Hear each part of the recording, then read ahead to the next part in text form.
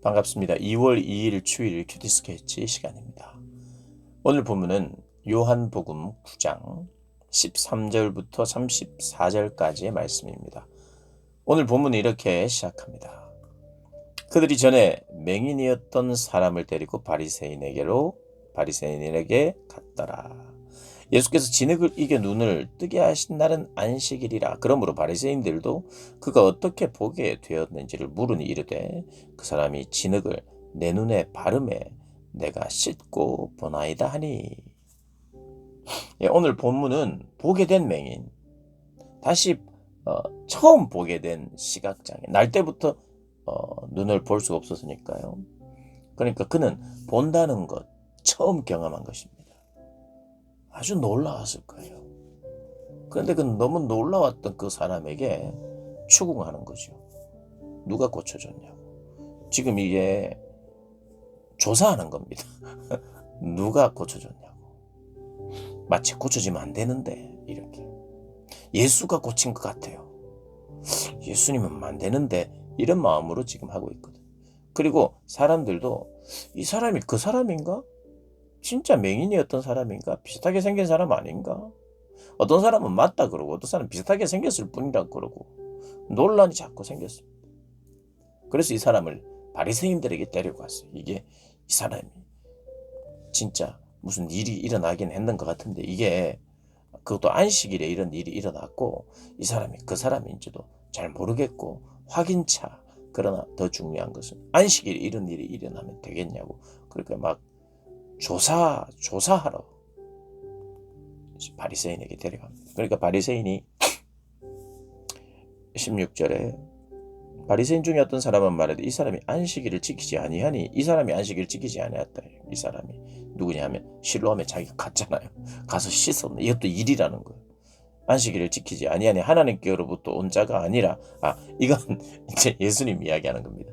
예수님이 진흙을 이겨서 되고 가라고 하고 가서 씻으라고 이 모든 것이 일을 자기도 했고 일을 시켰으니 이게 안식일을 지키지 않았다. 안식일을 지키지 않은 걸 보니 하나님께로부터 온 자가 아니다. 하나님께로부터 온 자는 안식일을 지켜야 된다.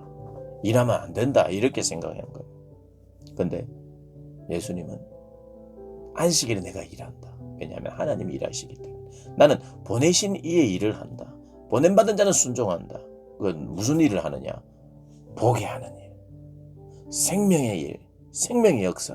그걸 위하여 안식일의 주인이 나다. 그리고 그걸 이야기하는 거예요. 그러니까 안식일에 일하시는 것을 통해서 그걸 본 사람들이 인정하게 되는 것이 무엇이냐면 안식일의 주인이신 분이 일하신 거.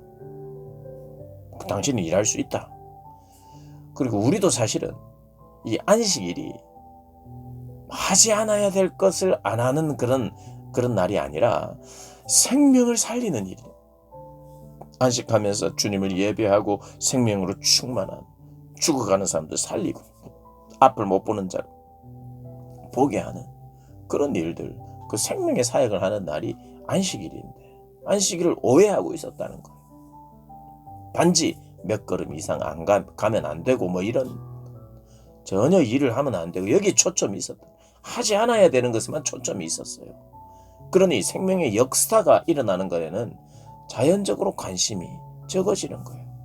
안식일이 진정으로 해야 될 것에 관심이 적어지고 뭐 하면 안 되는지 그리고 누가 틀렸는지 생명의 역사가 일어났는데도 틀렸다고 이야기를 하면서 그것이 지금 드러나고 있어요. 예수님이 드러내게 하시려고 그들 속에 있는 모세의 율법이 있는데 그 율법을 지킨다고 말하지만 핵심을 놓치고 있는 거예요. 지키지 않고 있는 거예요. 사실 형식적으로 자기들이 잘 지킨다고 생각하는 거예요. 그래서 이 사람은 하나님께서로부터 온 사람이 아니다. 안식일을 어겼으니. 근데 맹인이 묻습니다. 예? 아니 그 사람이 내 눈을 뜨게 했는데요.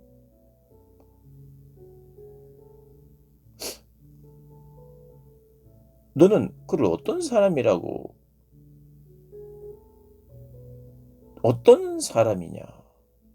너는 어떤 사람이라고 생각하냐? 선지자입니다. 이렇게 이야기해요. 그는 선지자인 것 같습니다. 보게 했으니까요. 특별한 분이라 이거예요. 그래서 유대인들이 맹인으로 있다가 보게 된 것을 믿지 않고 그 부모를 부릅니다. 너희 말에 맹인으로 났다 하는 너희 아들이냐? 정말 맞느냐? 정말 근데 너희 아들이 못 보는 거 맞아? 원래 못 봤어? 이렇게 확인하기도 하고. 네 아들이 맞냐 지금? 예전에는 눈을 전혀 뜨지 못했는데 지금 떴는 게 맞느냐? 이렇게 이야기를 합니다. 부모가 이렇게 이야기합니다. 이 사람이 우리 아들인 것과 맹인으로 난 것을 압니다. 내 아들 맞고 맹인이었습니다. 부모가 대답하였습니다. 그러나 지금 어떻게 해서 보는지 또는 누가 그 눈을 뜨게 하였는지 우리는 알지 못합니다. 그에게 물어보소서. 그가 장성하였습니다. 그가 다 컸으니까 다 말할 수 있다. 내 아들인 건 사실이고 장님이었던 것도 사실인데 그가 어떻게 나왔는지 난 모른다. 근데 사실은 알았어요. 22절에 그 부모가 이렇게 말한 것은 이미 유대인들이 누구든지 예수를 그리스도를 시인하는 자는 출교하기로 결의하였으므로 그들을 무서워함이라. 아들이 눈을 뜨게 됐어요. 근데 아들의 입으로 예수라 하는 사람이 진흙을 이겨서 내 눈에 발랐다. 예수라 하는 사람이 어머니 아버지도 부모도 들었어요. 알았어요. 아니 얘가 지금 이런 놀라운 일을 경험하고 거짓말 하겠냐 이 말이에요. 아들의 말을 그대로 믿지요. 바리새인들은 안 믿고 또 묻고 다시 묻고 그러니까 안 되니까 부모까지 부르는 거예요. 부모한테 물어요. 근데 부모가 예수 때문에 낳게 된 건 압니다. 그런데 출교 당할까 봐 예수를 그리스도라고 시인하는 자는 출교를 당하니까 그게 무서워서 얘가 다 컸습니다. 자, 말 잘할 줄 압니다. 자기가 경험한 걸 말할 줄 압니다. 그에게 물어보십시오. 이에 그들이 맹인이었던 사람을 또 불러서 너는 하나님께 영광을 돌리라. 우리는 이 사람이 죄인인 줄 안다. 예수는 죄인이다. 안식일을 어겼으니 죄인이다. 죄인이 이런 일을 할 수가 없다. 만약에 네가 눈을 떴다면 그것은 하나님이 하신 일이다. 하나님께 영광을 돌려라. 이렇게 이야기합니다. 그러면서 25절에 이렇게 이야기합니다. 내가 그 예수가 죄인인지는 내가 알지 못하지만 한 가지 아는 것은 내가 맹인으로 있다가 지금 보는 것이 그분이 보게 하신 것이다. 그들이 이르되 그 사람이 너에게 무엇을 하였느냐? 어떻게 네 눈을 뜨게 했느냐? 그러니까 27절 아까 대답했는데 이미 일러서도 듣지 아니하고 어찌하여 다시 듣고자 합니까? 왜 또 들으려고 합니까? 그 예수님께 당신들이 혹시 관심 있는 겁니까? 왜 또 묻습니까? 당신들도 배우고 싶습니까? 이렇게 이야기를 합니다. 제자가 되고 싶습니까? 그러니까 28절에 그들이 욕을 합니다. 너는 그의 제자인지 모르지만 우리는 모세의 제자다. 하나님이 모세에게 말씀하신 줄 우리가 알거니와 이 사람은 어디서 왔는지 알지 못한다. 그 사람이 대답하여 이르되 이상하다. 이 사람이 내게 눈을 뜨게 하였으되 당신들은 그가 어디서 왔는지 알지 못하는도다.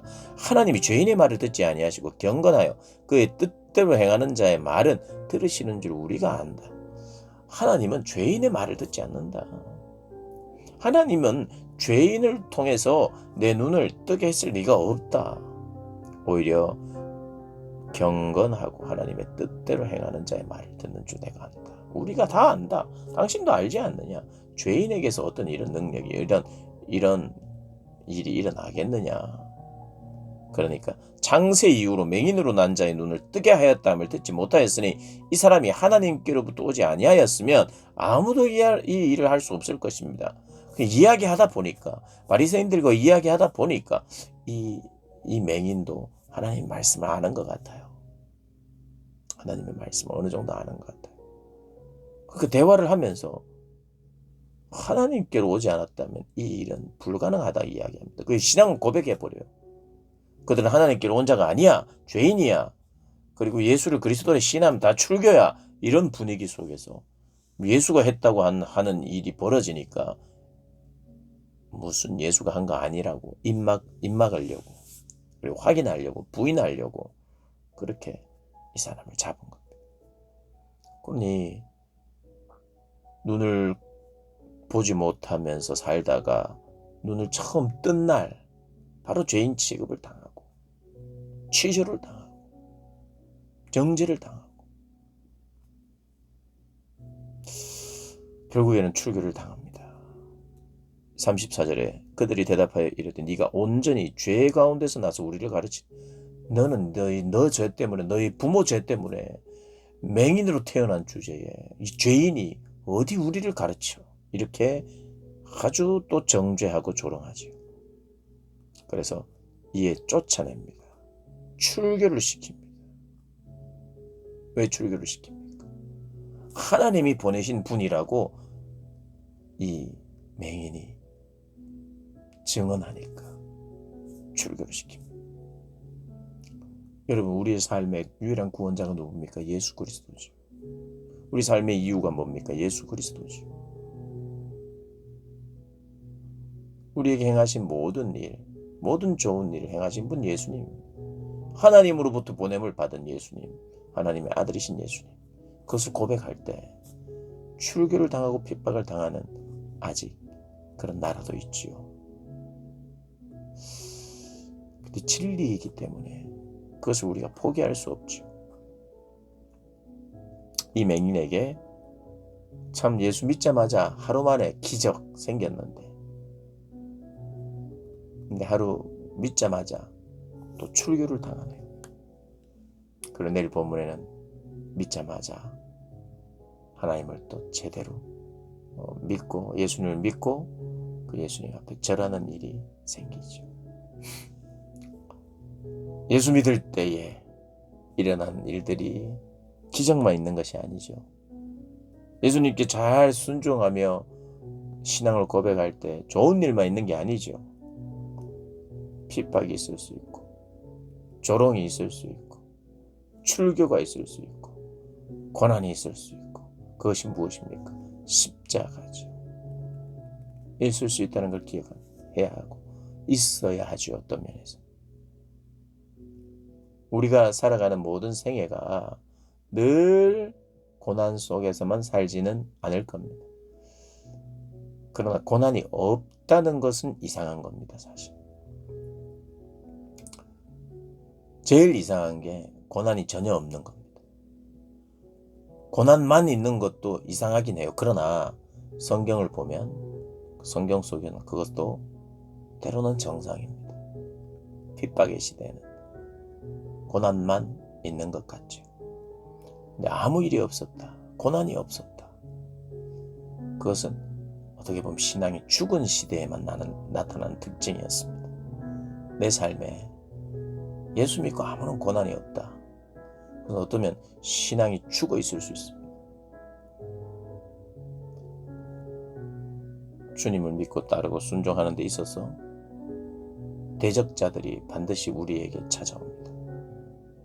우리가 예수님을 진짜로 따르지 않으면 대적자들이 안 올 수도 있죠. 오늘 말씀을 통해서 그리고 나의 신앙생활이 과연 어떠해야 하는가 한번 돌아보시는 저와 여러분 되시기를 주님의 이름으로 축복합니다.